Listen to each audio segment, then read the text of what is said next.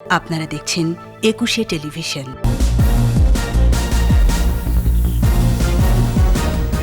Omicron নিয়ে স্থলবন্দরগুলোতে ঢিলেঢালা সতর্কতা, স্বাস্থ্য পরীক্ষা করা হচ্ছে না পরিবহন শ্রমিকদের।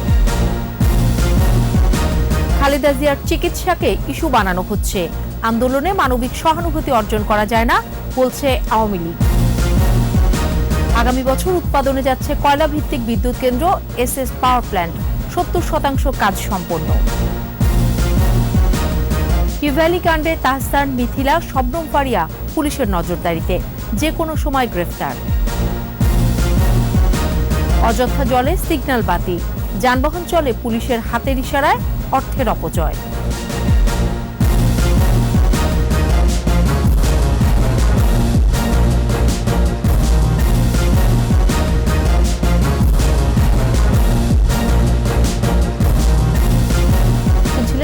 সিকিউরিটি ইসলামী ব্যাংক লিমিটেড সংবাদ শিরোনাম। আমন্ত্রণ রাত 11টার 21 সংবাদে, সাথে আছি সোনিয়া স্নিগ্ধা। দর্শক, একুশে টেলিভিশনের সংবাদ একই সাথে সরাসরি দেখতে পাবেন আমাদের ফেসবুক পেজ www.facebook.com/ekushe24 অনলাইনে। এছাড়াও সংবাদে আরও থাকছে: জাহাঙ্গীরনগর বিশ্ববিদ্যালয়ে প্রজাপতি মেলা, পরিবেশের ভারসাম্য রক্ষায় পতঙ্গ বাঁচিয়ে রাখার তাগিদ।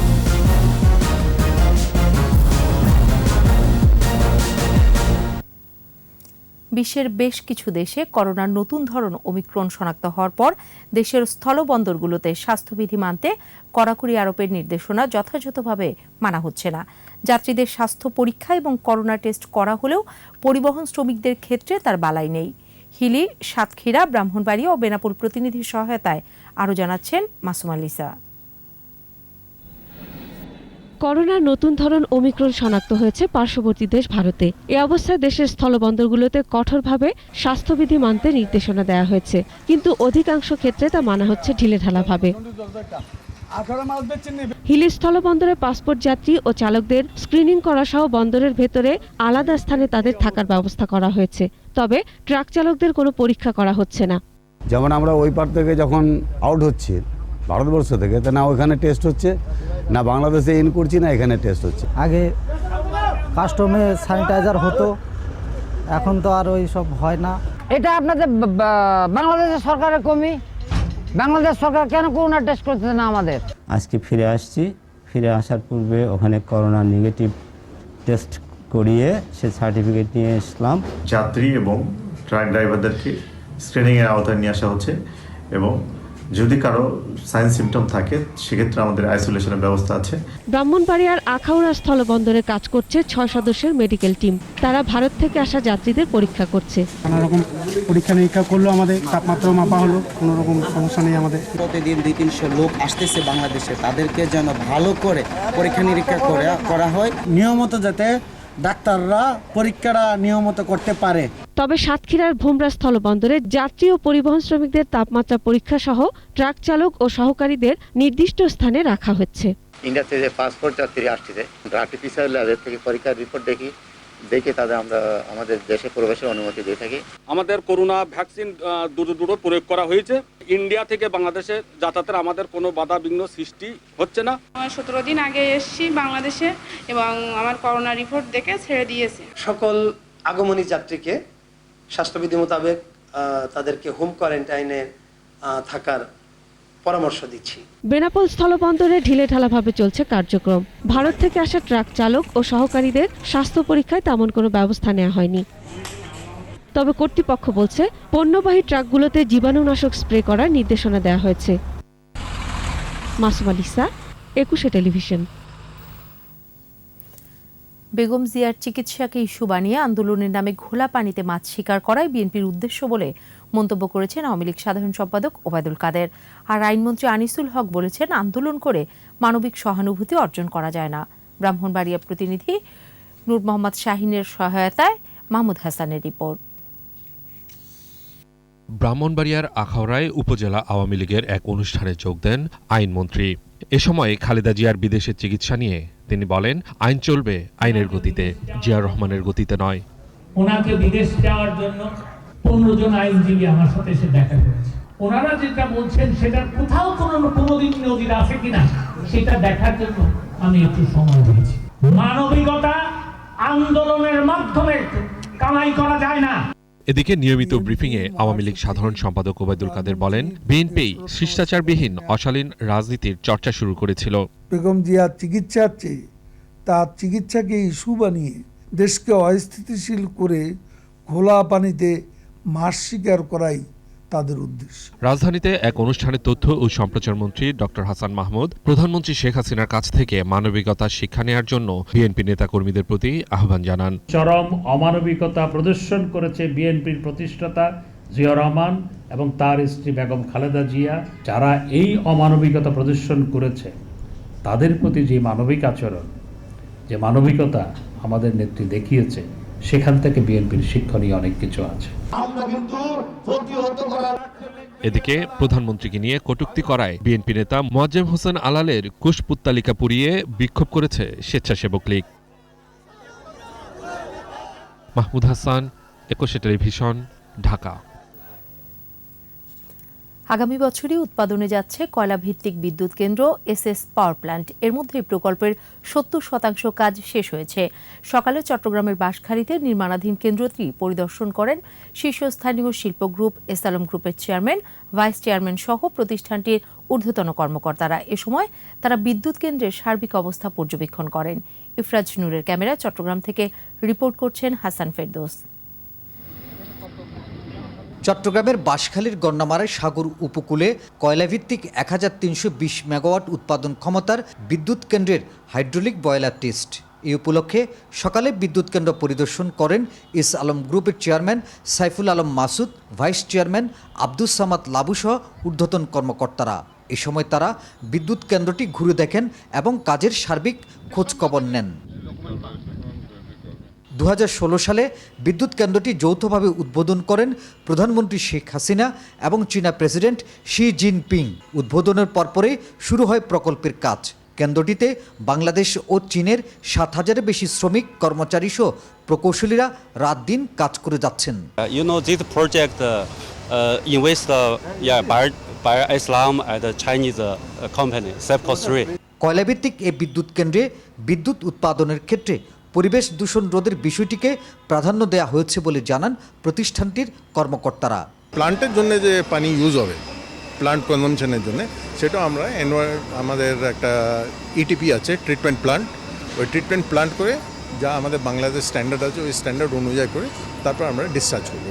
এসএস পাওয়ার লিমিটেডের অন্যতম কর্ণধার আব্দুস সামাদ লাবু জানান, ২০২২ সালের আগস্টের মধ্যে বিদ্যুৎ উৎপাদন শুরু হবে। উৎপাদিত বিদ্যুৎ জাতীয় গ্রিডে সংযুক্ত হবে বলেও জানান তিনি।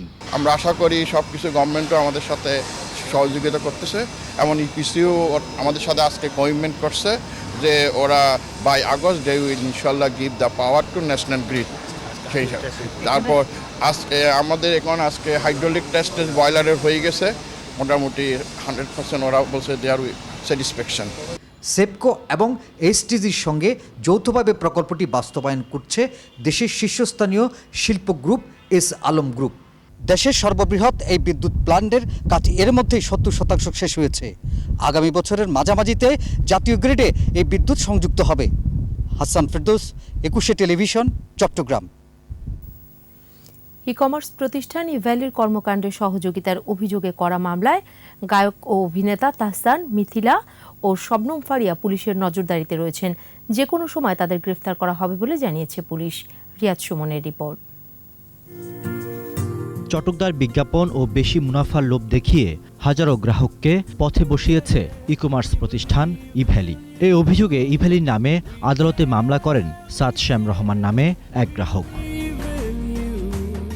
আসামি করা হয় ইভ্যালির ব্যবস্থাপনা পরিচালক রাসেল, চেয়ারম্যান শামিমা নাসরিন, প্রতিষ্ঠানটির শুভেচ্ছা দূত, কণ্ঠশিল্পী ও অভিনেতা তাহসান, অভিনেত্রী মিথিলা এবং প্রধান জনসংযোগ কর্মকর্তা শবনম ফারিয়া সহ ৯ জনকে। পুলিশ জানায়, আদালতের নির্দেশনা মোতাবেক আইনানুগ ব্যবস্থা নেওয়া হচ্ছে। মামলায় অভিযুক্ত ৯ আসামি পুলিশের নজরদারিতে রয়েছে বলেও জানায় পুলিশ। বাংলাদেশের কয়েকজন সেলিব্রিটির নাম আছে এখানে, তার মধ্যে আছে তাহসান, শবনম ফারিয়া আর মিথিলা। এরা হচ্ছে মূলত শেষের 7, 8, 9 নম্বর আসামি। যেহেতু মামলা হয়েছে, যে কোনো সময় আমাদের নজরদারিতে আছে, যে কোনো সময় অ্যারেস্ট হয়ে যাবে। এই মামলায় ইভ্যালির এমডি মোহাম্মদ রাসেল ও চেয়ারম্যান শামীমা নাসরিনকে গ্রেফতার দেখানো হয়েছে। বাকিদের বিষয়ে তদন্ত চলছে। রিয়াদ সুমন, একুশে টেলিভিশন, ঢাকা। কাজ করে না ট্রাফিকের সিগন্যাল বাতি। রাজধানী ঢাকার পরিবহন চলে পুলিশের হাতের ইশারায়। ডিজিটাল যুগে ম্যানুয়ালের পেছনে অযথাই হচ্ছে খরচ টাকা। অখিল পোদ্দারের প্রতিবেদন।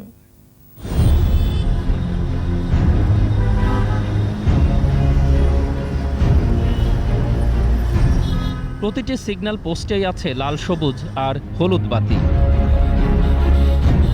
ঢাকার 2 সিটি কর্পোরেশনে এমন পয়েন্টের সংখ্যা 110, যাতে সিগন্যাল পোস্ট আছে 654টি। এসব খাম্বার বাতিগুলো অচল হয়ে আছে বহুদিন।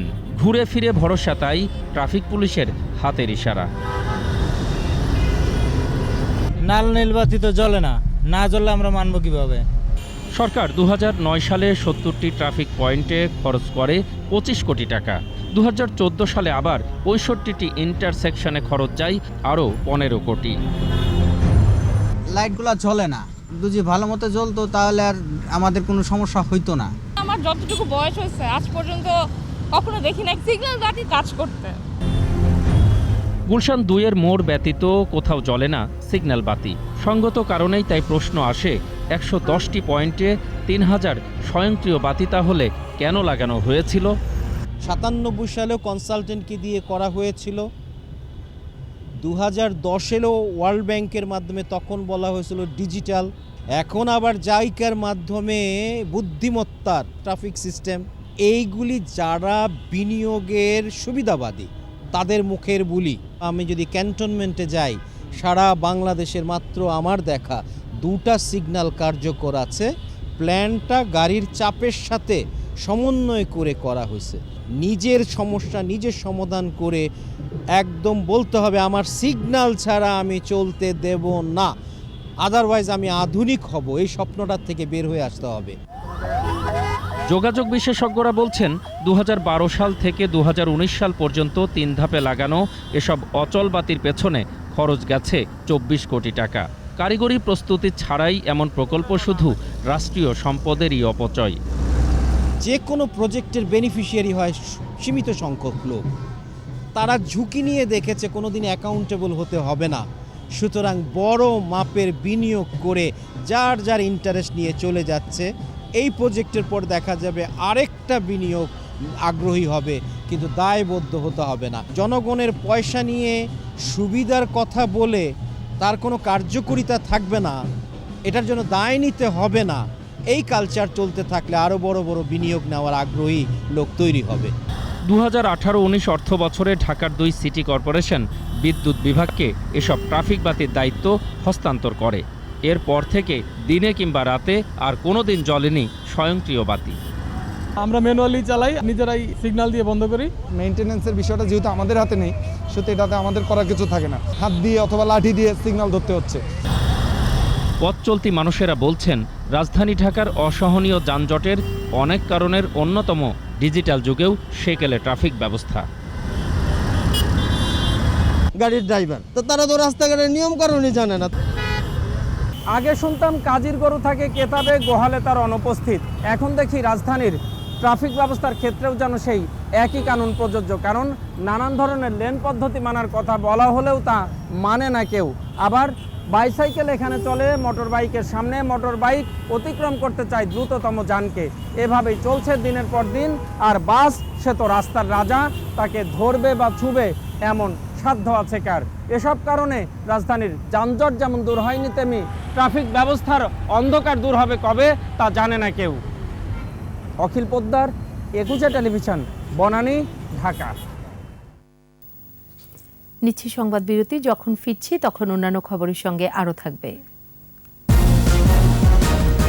বিদেশি অর্থায়নে সরকার বিরোধী অপপ্রচারের অভিযোগ, 5 জন গ্রেফতার। চালের চড়া দামের জন্য অতিরিক্ত মজুদকে দুষছেন আড়তদাররা। পেঁয়াজের কেজি 80 টাকা, রসুন 150 টাকা। আবার আমন্ত্রণ রাত 11টার 21 সংবাদে। সামাজিক যোগাযোগ আর ডিজিটাল মাধ্যমে অপপ্রচার চালানোর দায়ে রাজধানী থেকে 5 জনকে গ্রেফতার করেছে র্যাব। সংবাদ সম্মেলনে র্যাব জানায়, দেশের বিভিন্ন স্থান থেকে রাজধানীতে এসে সংঘবদ্ধভাবে তারা চালাতো সরকার বিরোধী এজেন্ডা। সংবাদ সম্মেলনে জানানো হয়, গ্রেফতার হওয়াদের কাছ থেকে রাষ্ট্র ও সরকার বিরোধী অপপ্রচারের জন্য বিদেশ থেকে অর্থ পাওয়ারও তথ্য মিলেছে বলে জানিয়েছে র্যাব। গ্রেফতারের সময় তাদের কাছ থেকে জব্দ করা হয় লিফলেট, ল্যাপটপ ও নগদ টাকা। রাষ্ট্রের বিভিন্ন কার্যক্রম, সেটা যদি পজিটিভ কার্যক্রম হয়ে থাকে, সেটা এডিটিং বা বিভিন্ন মাধ্যমে তারা বহির্বিশ্বে নেতিবাচকভাবে উপস্থাপন করার অপপ্রয়াস করেছিল। তাদের কাছ থেকে আমরা রাষ্ট্রের বিভিন্ন উন্নয়নমূলক কার্যক্রমের যে বিভিন্ন স্থিরচিত্র, যে মেগা কিছু প্রজেক্ট, এগুলো কিছু স্থিরচিত্র সহ এগুলোর পিছনে এডিট করা বিভিন্ন অপবাদ আমরা পেয়েছি। জাহাঙ্গীরনগর বিশ্ববিদ্যালয়ে প্রতিবারের মতো এবারও হয়ে গেল প্রজাপতি মেলা। এবারের স্লোগান, উড়লে আকাশে প্রজাপতি, প্রকৃতি পায় নতুন গতি। মেলা উপলক্ষে ক্যাম্পাসে ছিল উৎসবের আমেজ। মেলা থেকে পরিবেশের ভারসাম্য বজায় রাখতে প্রজাপতি সহ কীটপতঙ্গ বাঁচিয়ে রাখার তাগিদ দেন পরিবেশবিদরা। সাভার প্রতিনিধি কামরুজ্জামানকে সাথে নিয়ে মানিক শিকদারের রিপোর্ট।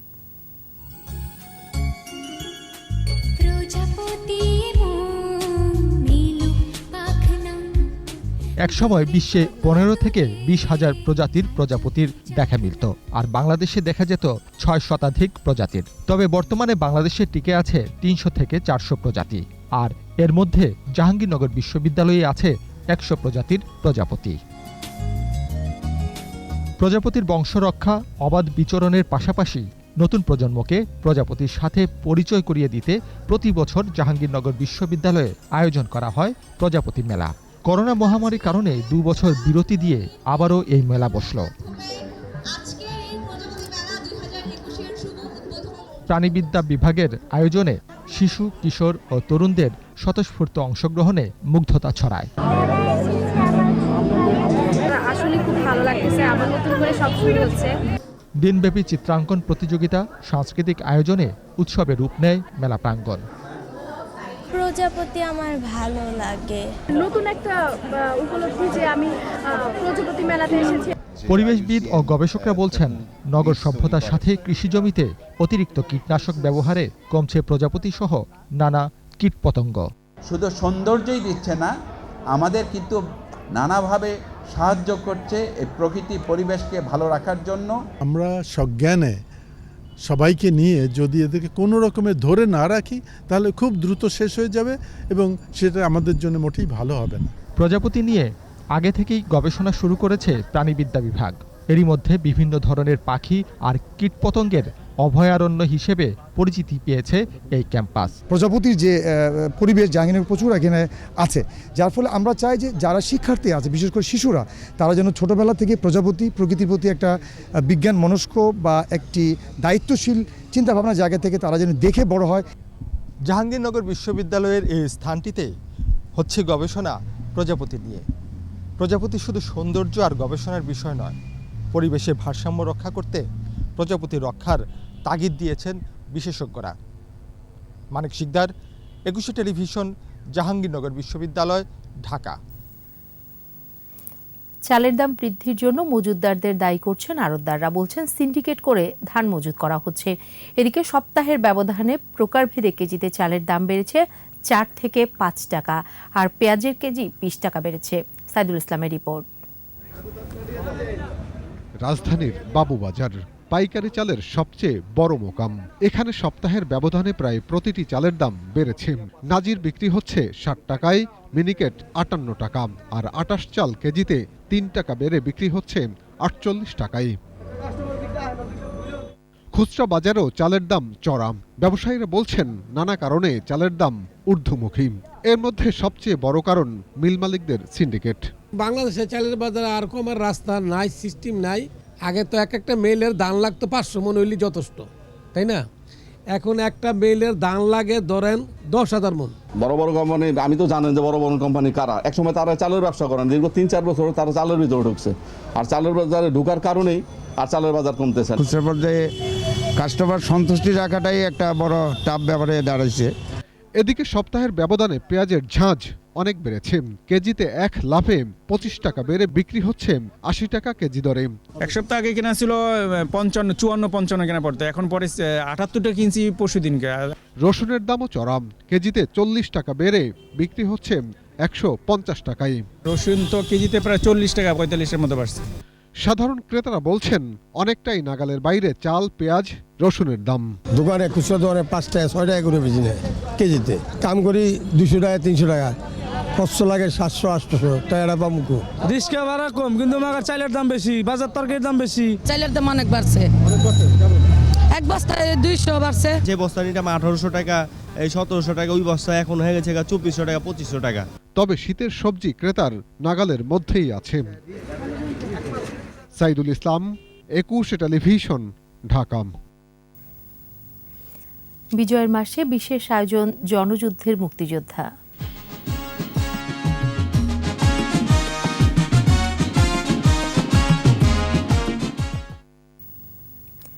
একাত্তরের আগুন ঝরা সেসব দিনরাত্রির কথা গোপালগঞ্জের বীর মুক্তিযোদ্ধা মোহাম্মদ শহীদ মোল্লার কাছ থেকে তুলে এনেছেন প্রতিনিধি ইকরামুল কবির। মোরা একটি ফুলকে বাঁচাবো বলে যুদ্ধ করি।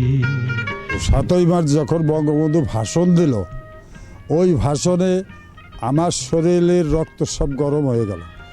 গরম হয়ে গেলেই আমার মা বাবা আমাকে বাধা দিয়েছিল। নতুন বউ রেখে আমার মা বাবার কথা আমি বাদ দিয়ে আমি বঙ্গবন্ধুর ডাকে আমি যুদ্ধে চলে যাই। আমি পাইকান্দি আলতাফ চৌধুরীর সাথে যোগাযোগ করে আমি 60 জন নিয়ে ভারতে যাই। আর্মি ক্যাম্পে আমি 9 সেক্টরে জলিলের আন্ডারে কাজ করি। টাউনশিপের পর আমি নামতে পারি নাই, সামান্য কোলে এই সুযোগে যুদ্ধ হয়। তখন হঠাৎ আমার ডান পাশের থেকে আমার টুয়াইসি মারা যায় গোলজার। ওই যুদ্ধে আমরা জয় হই, 7টা খান সেনা আমরা মারি ফেলাই। ওই যুদ্ধে জয় হওয়ার পরে ওইখান থেকে আমরা আমাদের লোক সংখ্যারও বেশি হলো, আমরা আস্তে আস্তে আস্তে আস্তে যশোরের দিকে এসে ফলেরহাট আমরা যুদ্ধ করি। ওখানে আমার 2টো লোক মারা যায়, ওদেরও কিছু লোক ক্ষতি হয়, আমাদেরও লোক ক্ষতি হয়। হঠাৎ আমার ডান পায়ে এসে গুলি লাগে। 6টা ব্রাশ করার পরে আমার এলএমজির ব্যারেল পাল্টাইয়া আবার আমি শুরু করি। আবার ওই ব্রাশ টানতি তালে এই অবস্থায় আমার বুকে বাউধারে বুকে গুলি হয়। পরপর 2টো গুলি আমার মাজায় হয়। মাজায় হওয়ার পরে আমি নার্ভাস হয়ে গেলাম, তখন আমার হুঁশ ছিল না। 3 দিন পরেই আমি ভারতে বারাকপুর হসপিটালে অ্যাডমিট। তো ওইখানে দেখি আমার হাতে স্যালাইন চলতেছে, রক্তের বোতল। সেখানে ট্রিটমেন্ট আমার ভালো না হলে আমার পাঠায় দেয় ইউপি, উত্তরপ্রদেশ, লখনউ। অপারেশন করার পরে আমার হাতটি জোড়ানোর পরে বঙ্গবন্ধু বাংলাদেশে যখন আসে, আমরা শুনি যে বঙ্গবন্ধু আসছে, তখন আমার চোখ দিয়ে পানি পড়ে। বাংলাদেশ স্বাধীন হয়ে গেল। 13 মাস পরে আমি বাংলাদেশে আসি। আমার মা, আমার বাবা, আমার ভাই, আমার সহকর্মীকে কিছু কিছু লোকের সাথে দেখা হয়। নিচ্ছি সংবাদ বিরতি, যখন ফিরছি তখন অন্যান্য খবরের সঙ্গে আরও থাকবে। নিত্যপণ্যের দাম সহনীয় রাখতে ভ্যাট কমানোর পরামর্শ, আইন সহজ করার আশ্বাস অর্থমন্ত্রীর। রাজকাকড়া আর ঝিনুক নিয়ে গবেষণা, সফল হলে চিকিৎসা শাস্ত্রে আসবে পরিবর্তন। আবারও আমন্ত্রণ রাত 11টার 21 সংবাদে। নিত্যপণ্যের দাম সহনীয় রাখতে ভ্যাট কমানোর পরামর্শ দিয়েছেন ব্যবসায়ী নেতারা। আর অর্থমন্ত্রী বলেছেন ভ্যাটের আওতা বাড়াতে আইন আরও সহজ করা হবে। প্রণব চক্রবর্তীর রিপোর্ট। রাজস্বের অন্যতম প্রধান উৎস ভ্যাট। এই অর্থ দিয়ে হয় উন্নয়ন, সেবা পায় জনগণ, মজবুত হয় দেশের অর্থনৈতিক কাঠামো। কোভিডকালীন পরিস্থিতিতেও 2020-21 অর্থ বছরে রাজস্ব আদায়ে প্রবৃদ্ধি ছিল 20.06%। ভ্যাট সপ্তাহের উদ্বোধনী অনুষ্ঠানে জাতীয় রাজস্ব বোর্ড চেয়ারম্যান জানান, জনবল বৃদ্ধি করে উপজেলা পর্যায়ে বাড়ছে ভ্যাট আহরণ কার্যক্রম। আমাদের জনবলের ঘাটতি আছে, আমাদের অন্যান্য সক্ষমতার জায়গায় আরও বেশি ব্যয় করতে হবে এবং আমরা প্রশাসনিক সক্ষমতা বৃদ্ধি এবং সংস্কারের কার্যক্রম হাতে নিয়েছি। এ সময় নিত্যপণ্যের দাম সহনীয় রাখা সহ বেশ কিছু পরামর্শ দেন ব্যবসায়ী নেতারা। আয়কর ও মূসকের আওতা সম্প্রসারণ করে এবং কর হার কমিয়ে রাজস্ব আয়ের পরিমাণ বৃদ্ধির জন্য কৌশলগত ব্যবস্থা গ্রহণ করা জরুরি। সামনের দিকে নিত্য প্রয়োজনীয় জিনিসপত্র এবং কিছু কিছু জিনিসের দামটাকে স্থিতিশীল রাখার জন্য আপনাদের ট্যাক্স ছাড়ের একটা ব্যবস্থা নিতে হবে, না হলে বাংলাদেশের সাধারণ মানুষ কিন্তু আবার ক্ষতিগ্রস্ত হবে। দেশের পিছিয়ে পড়া জনগণকে এগিয়ে নিতে এবং ভ্যাটের আওতা বাড়াতে ভ্যাট কর্মকর্তাদের আরও তৎপর হওয়ার আহ্বান জানান অর্থমন্ত্রী। যারা শুধু ট্যাক্স দেয় তাদেরকেই শুধুমাত্র আরও বেশি বেশি করে চাপ দেবেন, প্রেশার দেবেন। একবার চিন্তা করে দেখুন, যারা ট্যাক্স দিচ্ছে না, যারা ভ্যাট দিচ্ছে না এমন কোনো মানুষ দেখতে পারে না। জটিল আইন নয়, সহজ যাতে আমরা বুঝতে পারি, সিম্পলিফাই করে আরও তাদের কাছে যদি কোনো গ্রহণযোগ্য করতে পারেন, তাই তারা নিজেরাই এগিয়ে আসবে ট্যাক্স পেমেন্ট করার জন্য। অনুষ্ঠানে সর্বোচ্চ ভ্যাট প্রদানকারী 9 প্রতিষ্ঠানকে দেয়া হয় সম্মাননা। সকলকে উত্তরোত্তর ভ্যাট প্রদানে উদ্বুদ্ধ করবে। প্রণব চক্রবর্তী, 21 টেলিভিশন, ঢাকা। এবার আমাদের বিশেষ আয়োজন জনদুর্ভোগ।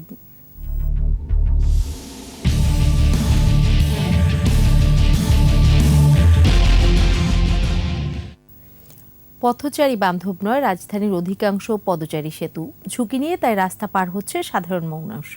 পুলিশের ক্ষোভ জনগণের উপর, আর বিশেষজ্ঞরা বলছেন সমস্যা আছে সিস্টেমে। ইয়াকুব লিটুর ক্যামেরায় আরও জানাচ্ছেন অখিল পোদ্দার। ঝুঁকিমুক্ত রাস্তা পারের জন্য রাজধানীর গুরুত্বপূর্ণ কিছু পয়েন্টে আছে পদচারী সেতু।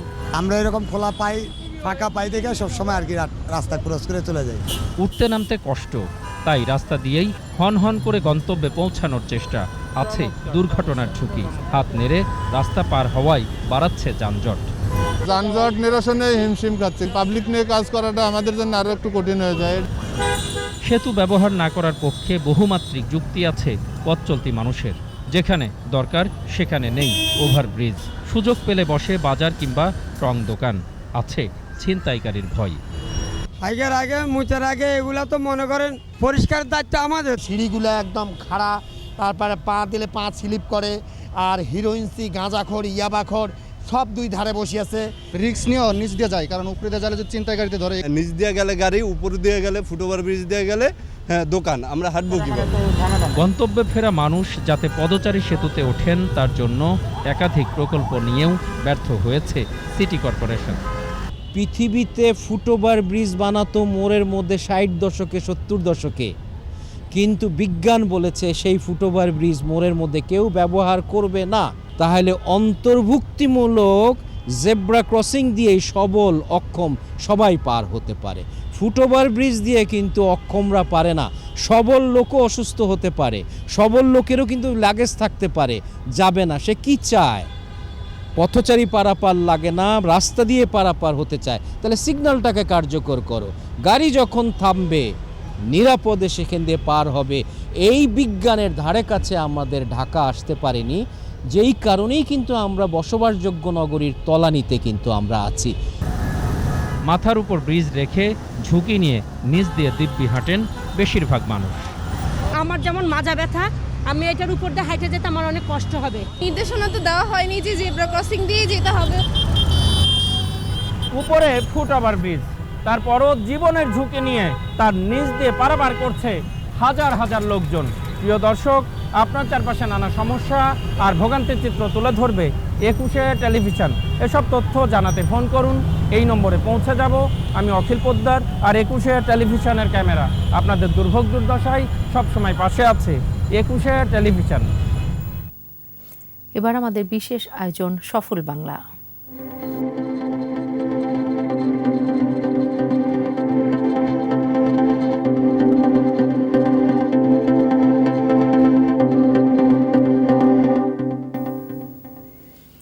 রাজকাঁকড়া আর ঝিনুক। কক্সবাজার মৎস্য গবেষণা ইনস্টিটিউটের বিজ্ঞানীরা সামুদ্রিক এই প্রাণী নিয়ে শুরু করেছে গবেষণা। সফল হলে চিকিৎসা শাস্ত্রে আসবে পরিবর্তন। কক্সবাজার প্রতিনিধি আব্দুল আজিজের রিপোর্ট, জানাচ্ছেন মাসুম আলিসা। বঙ্গোপসাগরের জীবন্ত জীবাশ্ম নামে পরিচিত নীল রক্তের সামুদ্রিক প্রাণী রাজকাঁকড়া আর ঝিনুক। রক্তের ঔষধি গুণের কারণে রাজকাঁকড়া মার্কিন যুক্তরাষ্ট্র সহ উন্নত বিশ্বে গেল 6 দশক ধরে গবেষণার বিষয়। সম্প্রতি বাংলাদেশেও রাজকাঁকড়া নিয়ে শুরু হয়েছে ব্যাপক জানাশোনা। ওয়েস্টার বা ঝিনুকের চাষ, সাগর শসা ও জেলিফিশ নিয়েও গবেষণা করছেন বাংলাদেশি বিজ্ঞানীরা। রাজকাঁকড়ার নীল রক্ত মাইক্রোবায়োলজিক্যাল ও ফার্মাসিউটিক্যাল ইন্ডাস্ট্রিতে বেশ মূল্যবান। ঔষধি গুণের কারণে আন্তর্জাতিক বাজারেও রয়েছে চাহিদা। এসবের কারণে কক্সবাজার মৎস্য গবেষণা ইনস্টিটিউট বেশ তৎপর। মাইক্রোবায়োলজিক্যাল প্লাস ফার্মাসি মানে ফার্মাকোলজি ইন্ডাস্ট্রিতে অনেক বেশি দামি, তো এই দুইটার কারণে আমরা হর্সু ক্র্যাব নিয়ে কাজ শুরু করেছি এবছর। কালচারে যাব ইনশাল্লাহ, আর আমরা ব্রিডিংয়েরও কাজও করব। শুধু যে রাজকাঁকড়া তা কিন্তু নয়, বঙ্গোপসাগরের আরেকটি মূল্যবান সামুদ্রিক প্রাণী ঝিনুক। প্রজননের মাধ্যমে বংশবৃদ্ধি আর ঝিনুকের বহুমুখী ব্যবসার কথা চিন্তা করে গবেষণা শুরু করেছেন বিজ্ঞানীরা। ওয়েস্টার্নে আমাদের ব্রিডিংয়ের কাজ শুরু হয়েছে। এটাও আমরা আপাতত ব্রুডগুলোকে নিয়ে এসে এখানে রেয়ারিং করছি। রেয়ারিং করে আমরা গত বছর থেকে ট্রায়ালে গিয়েছি ব্রিডিংয়ের। ইনশাল্লাহ আমরা আগামী বছর বা এবছরের মধ্যে এটার ব্রিডিংটা আমরা টেকনোলজিটা বের করতে পারবো। সাগর শসা, জেলিফিশ সহ আন্তর্জাতিক বাজারে চাহিদা আছে এমন সমুদ্র সম্পদ নিয়েও কাজ চলছে সমুদ্র বিজ্ঞান ইনস্টিটিউটে। এখানে শুধু পোনা উৎপাদন না, পোনা উৎপাদনের পাশাপাশি পোনাকে আমরা কী ধরনের খাবার দিব এটা নিয়েও আমাদের এখানে রিসার্চ হয়। যেরকম যে এই ল্যাবটা, এটা লাইভ ফিড কালচার ল্যাব। এই ল্যাবে ঠিক যখনই একটা বাচ্চা পোনা উৎপাদন হবে, ডিম থেকে বের হবে, ঠিক সেই মুহূর্তে ওদের ফাস্ট ফিডিং বলে এটাকে। ফাস্ট ফিডিংটাই এই ল্যাব থেকে যায়। আর এছাড়া অপ্রচলিত মৎস্য সম্পদ হিসাবে আমরা এখানে সাগর শসা, তারপরে সি আর্চিন, তারপরে জেলিফিশ, এগুলো নিয়েও কাজ শুরু করছি। ইনশাল্লাহ আমরা খুব তাড়াতাড়ি এগুলো আমাদের আওতায় নিয়ে আসতে পারবো। ঔষধি গুণের কারণে আন্তর্জাতিক বাজারে রাজকাঁকড়ার 1 গ্যালন রক্তের দাম $60,000 মার্কিন, যা বাংলাদেশি টাকায় প্রায় 50 লাখ। মাসুম আলিসা, 21 টেলিভিশন। এবার সোশ্যাল ইসলামী ব্যাংক লিমিটেড বাণিজ্য সংবাদ।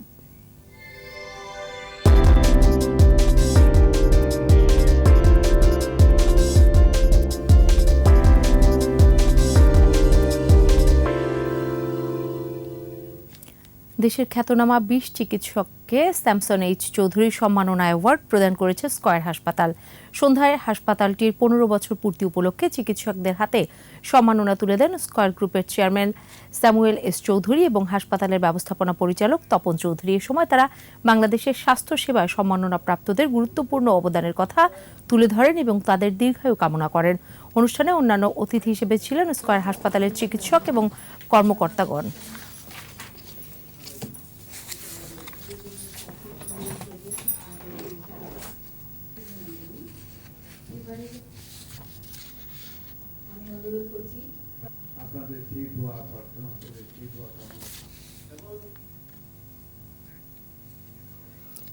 ফুল দিয়ে জাতির পিতার সমাধিসৌধে শ্রদ্ধা জানালেন Bangladesh financial intelligence unit BFIU এর নবনিযুক্ত প্রধান মোহাম্মদ মাসুদ বিশ্বাস। গোপালগঞ্জের টুঙ্গিপাড়ায় জাতির পিতার সমাধিসৌধে ফুল দিয়ে শ্রদ্ধা জানান তিনি। এ সময় বাংলাদেশ ব্যাংকের উপমহাব্যবস্থাপক মোহাম্মদ মহসিন হোসাইন সহ ঊর্ধ্বতন কর্মকর্তারা উপস্থিত ছিলেন। জাতির পিতার মাজারে পবিত্র ফাতেহা পাঠ শেষে দোয়া করেন এবং পরিদর্শন বইয়ে স্বাক্ষর করেন তিনি। পরে তিনি বঙ্গবন্ধু শেখ মুজিবুর রহমানের সমাধিসৌধ কমপ্লেক্স, পার্শ্ববর্তী এলাকা এবং জাতির পিতার স্মৃতি বিজড়িত স্থান ঘুরে দেখেন।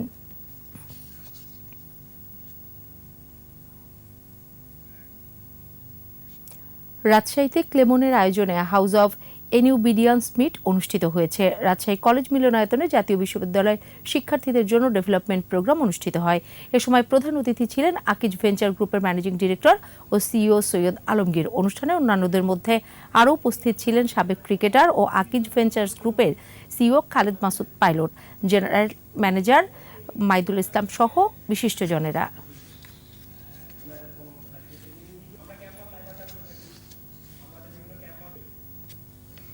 আমাদের এবারের আয়োজন বিজয় চিহ্ন।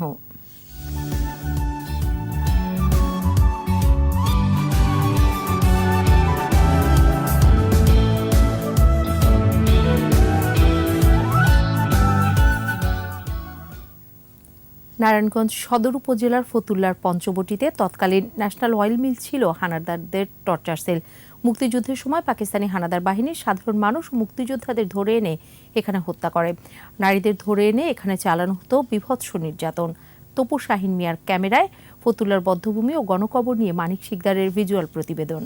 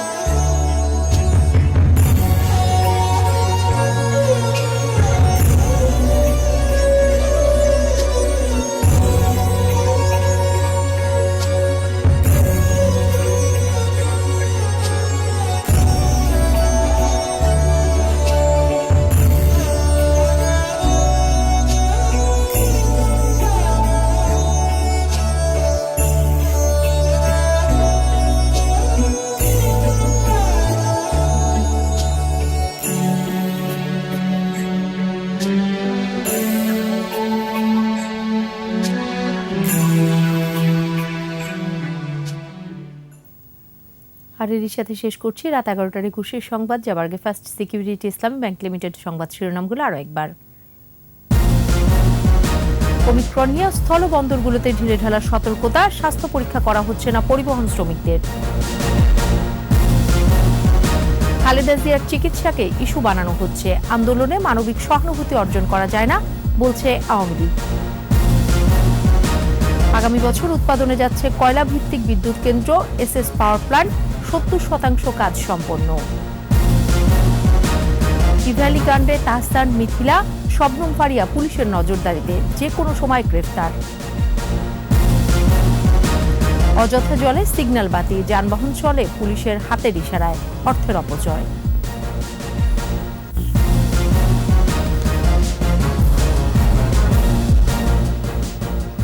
সর্বশেষ খবর জানতে ডায়াল করুন 2021 নম্বরে, আর ভিজিট করুন ekushe-tv.com ওয়েবসাইটে। এছাড়া ফেসবুকে লগ অন করতে পারেন facebook.com/ekushe24 অনলাইনে। পরের সংবাদ রাত 1টায় দেখার আমন্ত্রণ রইল। স্বাস্থ্যবিধি মেনে চলুন, সুস্থ থাকুন।